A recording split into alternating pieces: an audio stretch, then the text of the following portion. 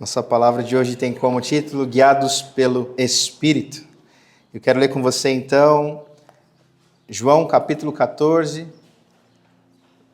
versículo 8 em diante, que vai nos dizer assim: Filipe disse a Jesus: Senhor, mostre-nos o Pai, e isso nos basta.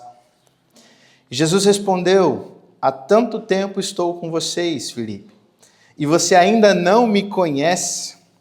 Quem vê a mim, vê o Pai. Como é que você diz, mostre-nos o Pai? Você não crê que eu estou no Pai e que o Pai está em mim? As palavras que eu digo a vocês, não as digo por mim mesmo, mas o Pai que permanece em mim faz as suas obras. Creiam que eu estou no Pai e que o Pai está em mim. Creiam, ao menos por causa das mesmas obras.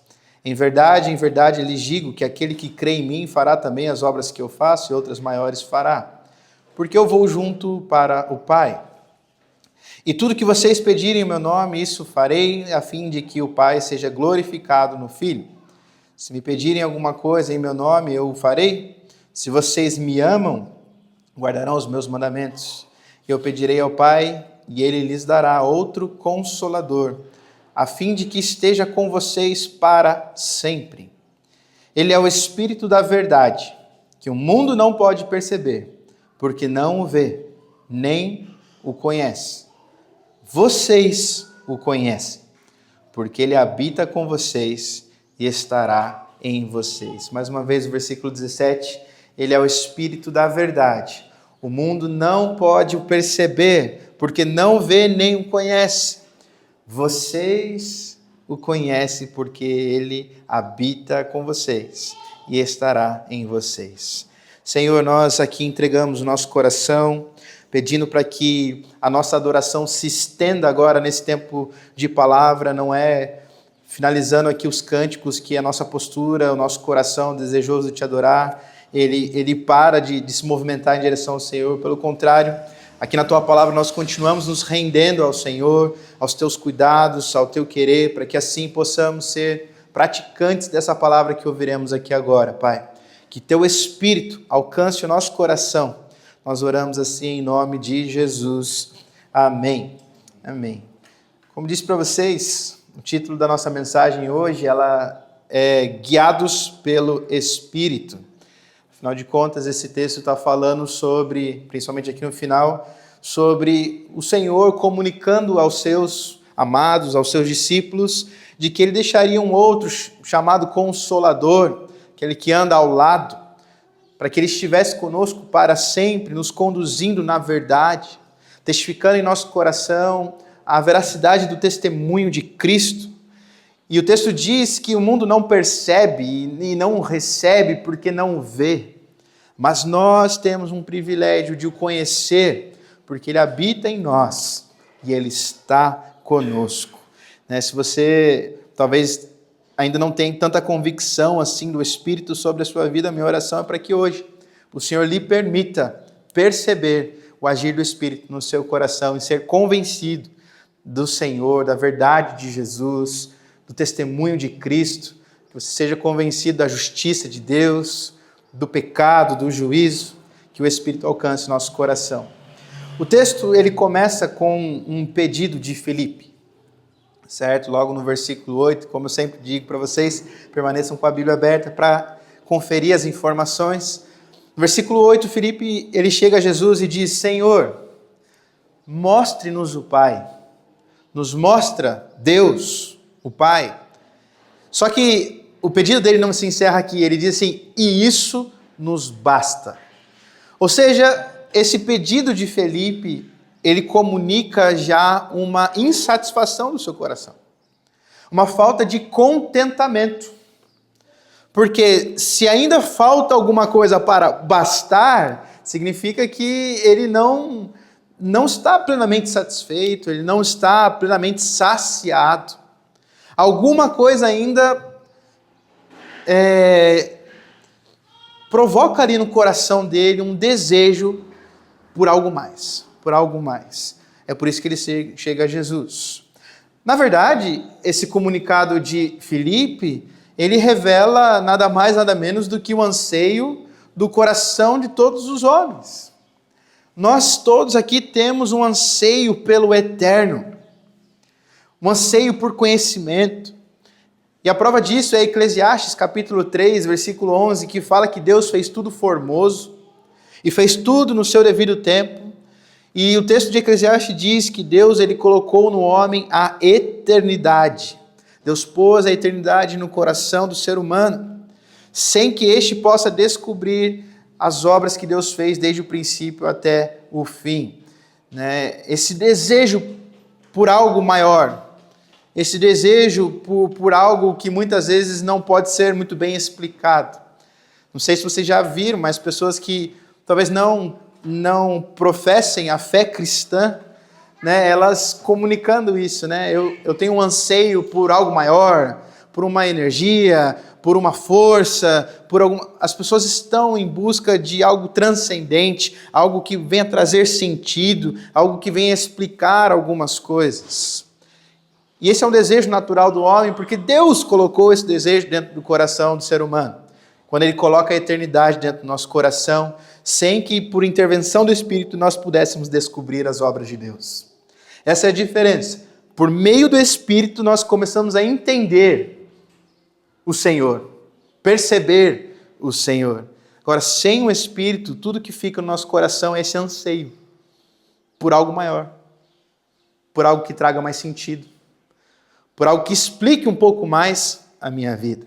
E aqui, Filipe, que caminhava com o Senhor, Filipe que andava com o Senhor, ele revela que ele tinha esse anseio gritante dentro do seu coração, quando ele pede para Jesus: Senhor, mostra-nos o Pai, e isso nos basta. E eu acredito que, de certa forma, ainda hoje, mesmo dentro das igrejas, existem muitos corações inquietos. Muitos corações que, inclusive, seriam confortados se esse pedido fosse atendido. Se hoje nós chegássemos diante de Jesus e disséssemos: Senhor, nos mostra o Pai, eu tenho certeza que muitos corações aqui, talvez até o meu, se sentiriam um pouco mais confortado desse pedido ser atendido. Afinal de contas, o Pai se revelando a nós plenamente. Só que Jesus, ele vai responder, ele não vai deixar essa ponta solta nesse diálogo. Ele diz assim: olha, Filipe, há tanto tempo eu estou com vocês, versículo 9, há tanto tempo eu estou com vocês, e você ainda não me conhece? Já imaginou? Você caminha com Jesus, aquele que você chama de Senhor e Mestre.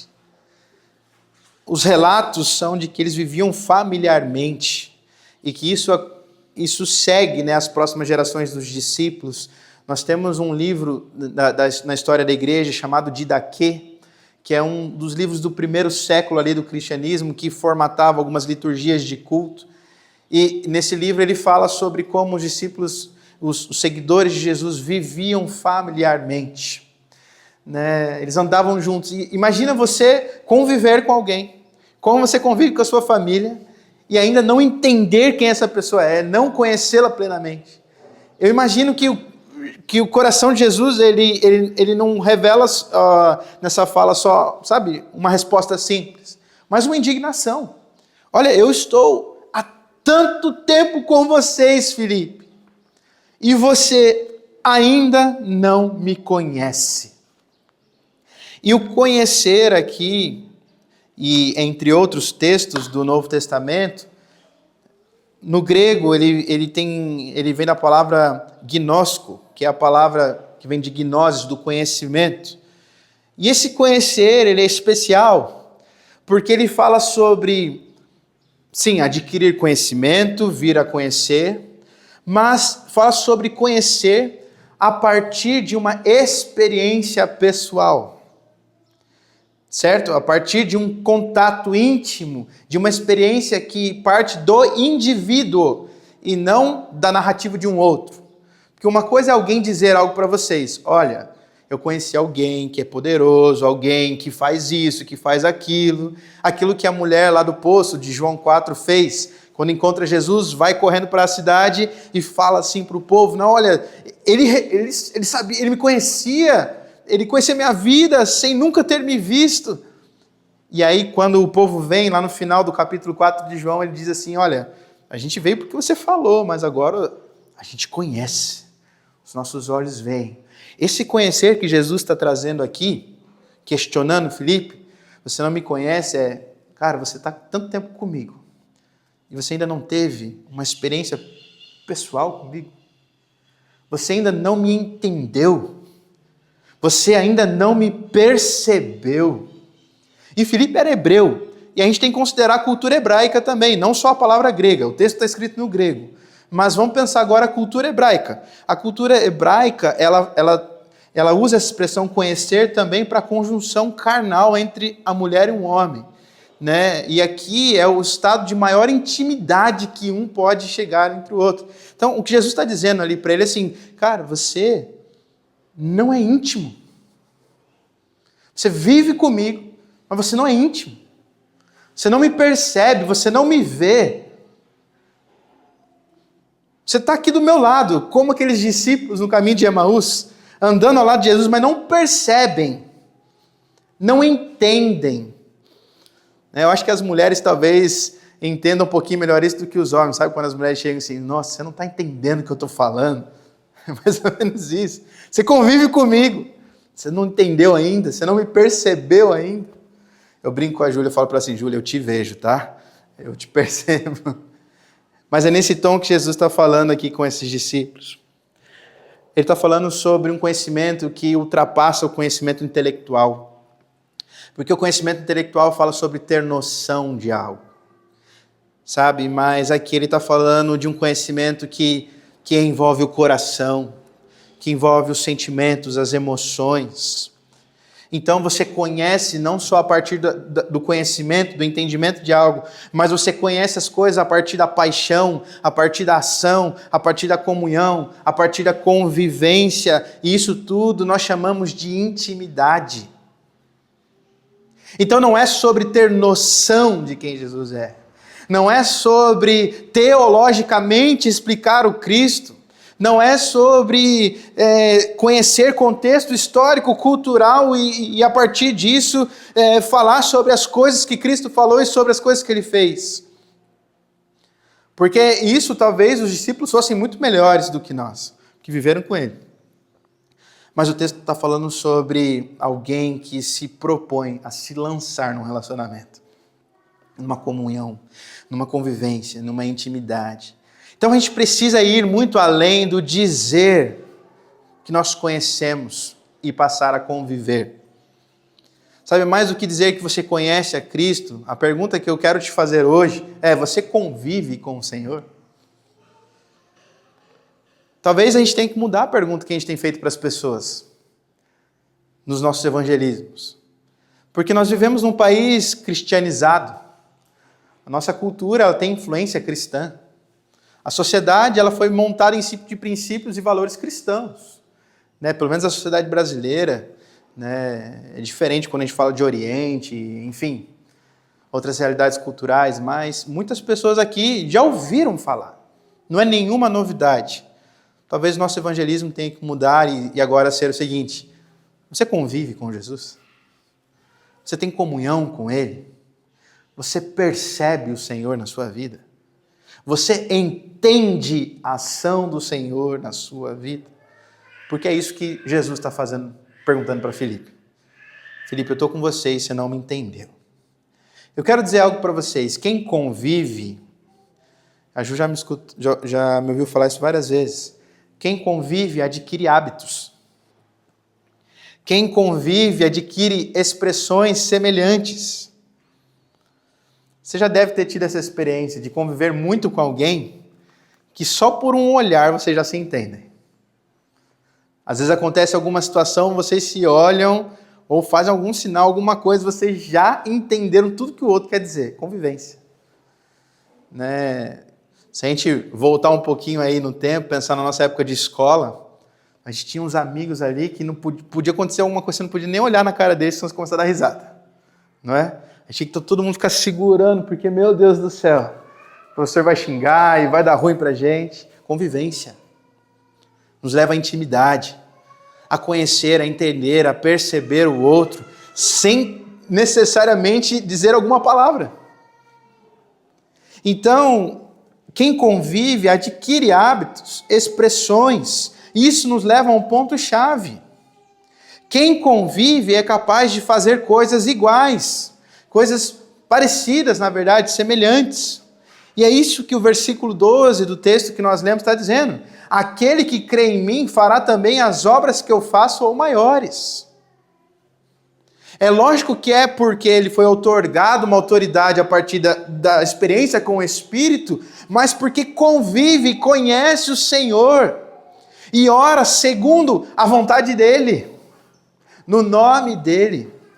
Então não é sobre eu orar algo que eu tenho vontade, algo que eu tenho desejo e dizer em nome de Jesus, e isso é uma fórmula mágica e agora as coisas têm que acontecer.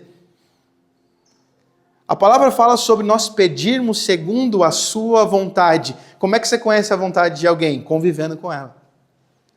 Como é que você conhece a vontade, o desejo de alguém? Convivendo, tendo comunhão, tendo intimidade. Quando se tem, então, todas essas coisas, a gente pode com tranquilidade entender isso aqui. Aquele que crê em mim fará também as coisas que eu faço. Porque convive. E é natural que se adquira os mesmos hábitos. Fará coisas maiores, porque o Senhor, o ministério terreno dele foi por 3 anos. Nós estamos aqui uma vida toda com possibilidades e oportunidades do Senhor nos usar. Agora, sobre ser usado, nós estávamos conversando aqui ontem, tinha um pessoal reunido aqui, sobre isso. E não há nada de especial, vocês vão entender o que eu quero dizer, nada de especial, nada que você possa se vangloriar em ser usado por Deus. Porque Deus usa quem Ele quiser.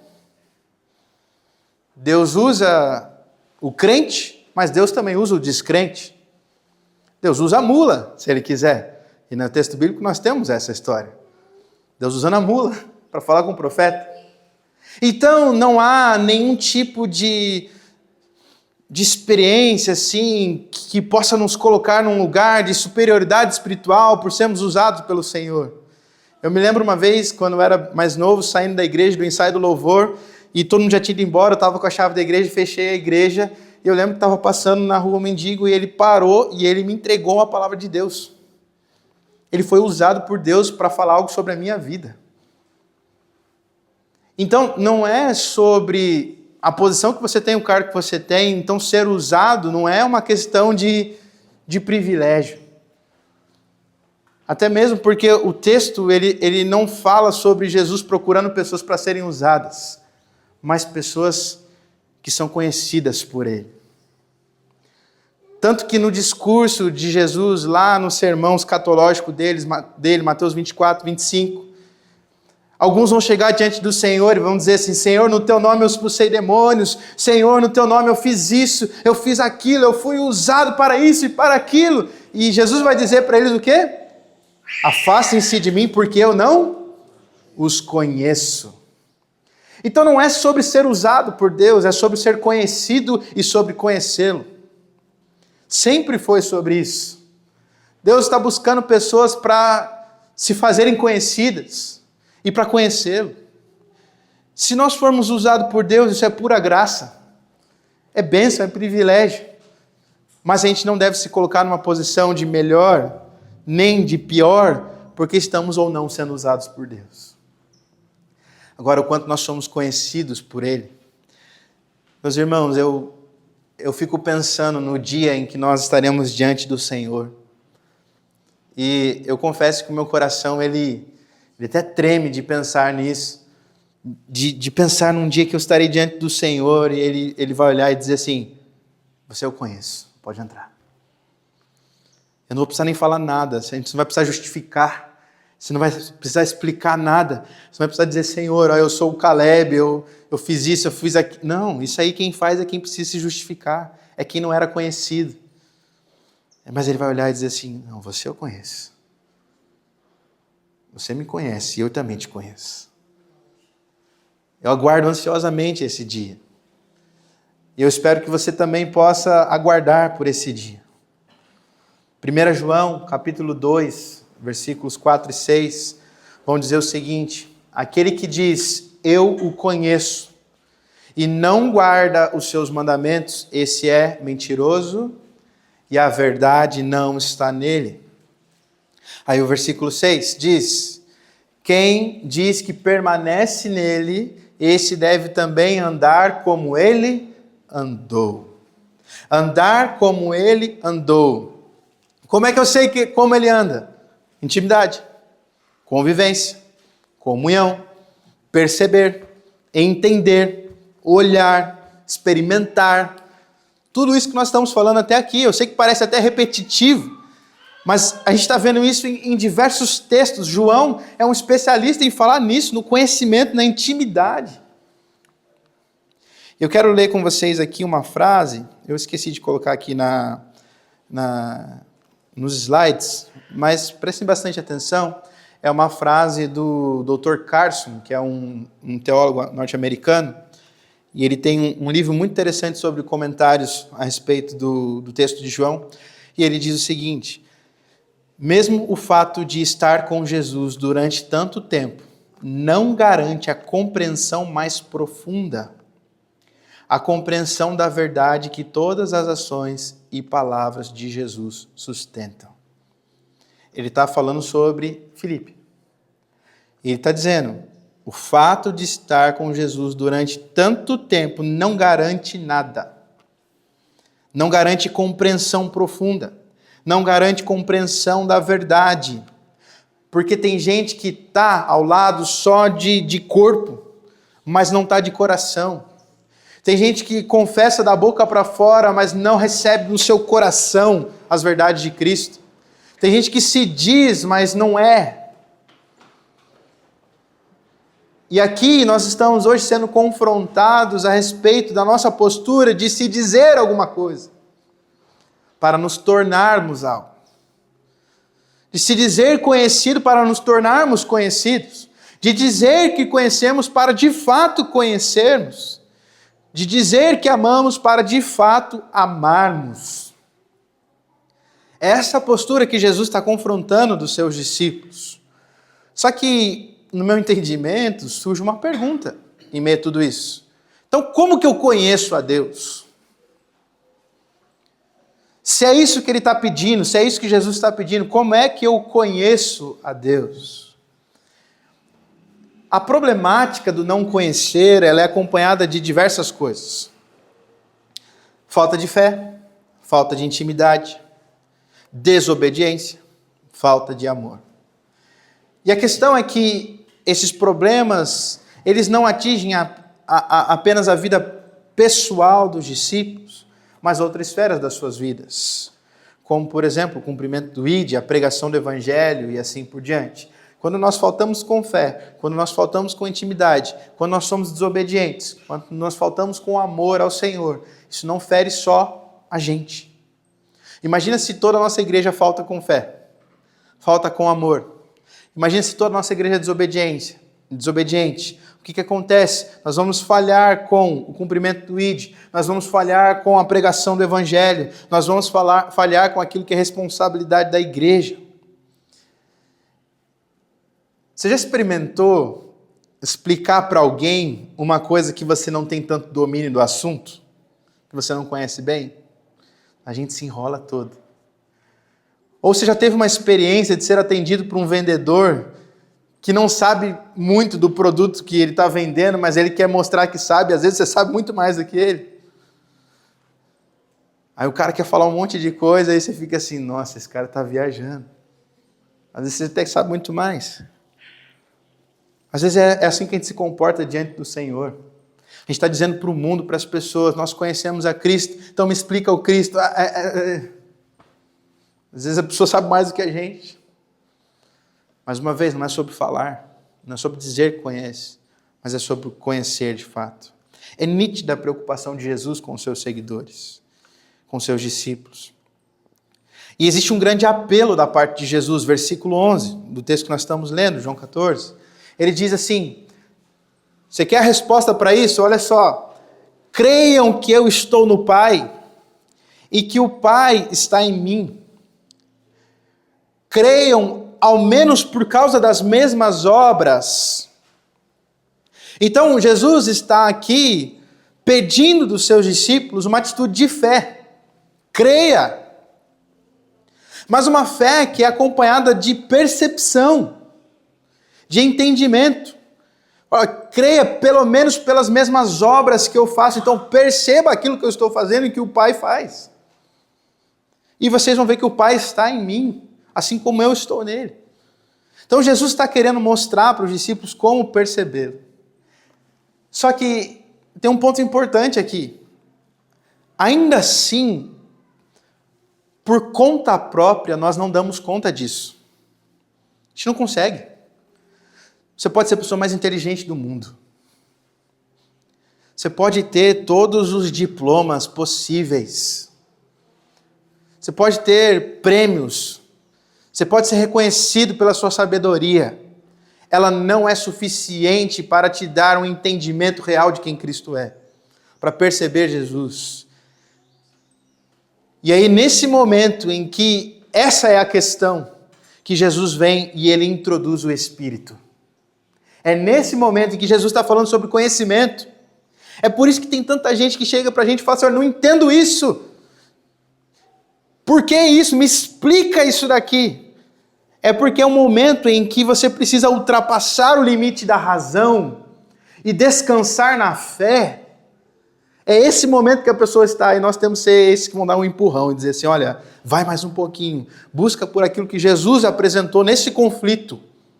No conflito da nossa racionalidade, no conflito do nosso entendimento das coisas. Sabe, quando começa a esbarrar com as nossas necessidades, com a nossa falta de satisfação. Filipe estava nesse momento. Senhor, nos mostra, isso nos basta. Ou seja, o relacionamento dele com Jesus estava esbarrando nas próprias necessidades dele. É nesse momento que Jesus fala assim: cara, para. E olha só, eu vou introduzir aqui um que eu vou chamar de consolador, um que eu vou chamar de conselheiro. O termo grego aqui é parakletos, aquele que está ao lado. Jesus introduz alguém que caminharia lado a lado conosco todos os dias. O texto está dizendo que é para sempre. E este sim é capaz de entender o Senhor. 2 Coríntios capítulo 2 fala sobre como o Espírito percorre as profundezas de Deus. A gente não consegue nem imaginar isso, gente. Quando eu leio esse texto, eu não sei o que vocês imaginam, mas eu imagino um labirinto gigantesco assim, e o Espírito percorrendo uma imensidão assim, alguma coisa assim que é difícil de explicar, que é Deus, inexplicável. E o texto está dizendo que este Espírito que percorre as profundezas de Deus, ele está em nós. E é por causa dele que nós somos então habilitados a crer no testemunho de Jesus. Então, meus irmãos, nós poderíamos aqui fazer aquele podcast que está na moda, um teólogo versus 30 pessoas com dúvidas. Se o Espírito não estivesse presente nesse debate, ele seria um debate vazio. Nós poderíamos trazer aqui o maior teólogo de todos os tempos. Nós poderíamos trazer aqui o Paulo, pregador, apóstolo, escritor de 80% do Novo Testamento. Se o Espírito não tivesse presente, as 30 pessoas que estariam questionando não seriam capazes de entender nada. É uma ação do Espírito que nos convence, que nos aconselha, que nos consola. A meu ver, é aqui que começa a ser gerada a igreja do Senhor. Uma igreja que nasce do Espírito. Agostinho uma vez disse: onde está a igreja está o Espírito, e onde está o Espírito está a igreja. A igreja não consegue caminhar sem o Espírito. Eu li esses dias do Tozer a seguinte fala: de que hoje, nos nossos dias, se nós tirássemos o espírito da igreja, a igreja continuaria fazendo 90% do que ela faz. Diferentemente da igreja primitiva, que se nós tirássemos o espírito, a igreja não faria 10% do que ela conseguia fazer. Uma igreja que dependia do espírito. Hoje nós confiamos, como diz lá o texto bíblico, nossos carros e cavalos, nos nossos púlpitos, confiamos nos nossos instrumentos, nas nossas estruturas, nós confiamos na nossa habilidade, na nossa oratória, nós confiamos, no nosso currículo, nos números, nas cadeiras cheias, nós confiamos em todas essas coisas, e o meu sentimento é de que se nós tirássemos o espírito, talvez nós nem percebêssemos. Mas quando a gente olha para essa igreja aqui, que está nascendo, em que Jesus ele comunica o Espírito, ele fala assim, aguarde, o Espírito vai descer sobre vocês, e vocês vão experimentar algo diferente. Essa igreja, ela andava pelo Espírito. Essa igreja dependia do Espírito. Essa igreja, ela podia dizer para o coxo, levanta e anda. Essa igreja podia dizer, como Pedro disse, olha, eu não tenho ouro, não tenho prata, mas levanta e anda. Hoje a gente diz assim, eu tenho ouro, eu tenho prata. Algumas igrejas podem dizer isso, mas não podem dizer levanta e anda. Aquilo que era uma dificuldade e foi suprida pelo Espírito, hoje nós estamos supridos. E aí a gente deixa de confiar no Espírito. É por isso que nós precisamos ser uma igreja que sim, ama isso daqui, é presente de Deus, sabe? Que deseja sim que a gente avance, que a gente alcance espaços maiores, influência maior, tá tudo bem, mas a gente não pode perder nunca de vista ser uma igreja do Espírito, que é conduzida pelo Espírito, que não faz nada se não for o Senhor dizendo pode fazer, que não se movimenta, Deus não está falando nada, então não faz nada, Deus não está direcionando nada, então não faz nada. Nós precisamos de maior dependência do Espírito, desse Consolador, aquele que reforça, aquele que dá socorro, aquele que encoraja, aquele que ajuda. Esse é o Consolador, o Paracletos. O texto diz nos versículos 16 e 17 que ele é o Espírito da verdade. Nos dias em que a verdade ela é tão questionada, que ela é levada para o nível pessoal, que ela é colocada como tudo é relativo, nós estamos falando aqui de um Espírito que é o Espírito da verdade, que testifica nos nossos corações a verdade do Evangelho de Jesus Cristo. Nós precisamos relembrar desse agir do Espírito na igreja, para sermos também a igreja que depende do Espírito. Lógico, uma igreja que olha para a teologia, uma igreja que olha para um bom estudo bíblico, que tem a palavra como centro, que olha para as Escrituras, mas que crê no Espírito, que crê no poder de Deus. A palavra de Deus diz que os filhos de Deus, Romanos capítulo 8, são guiados pelo Espírito. Essa é uma marca dos filhos de Deus. É uma afirmação do texto de Romanos. Os filhos de Deus são guiados pelo Espírito de Deus. Não é podem ser circunstancialmente guiados pelo Espírito de Deus. Não é em alguns momentos são guiados pelo Espírito e em outros pelas suas próprias convicções. O texto diz, os filhos de Deus são guiados pelo Espírito de Deus. É o que o texto está dizendo. Ele está conosco, ao nosso lado, para sempre.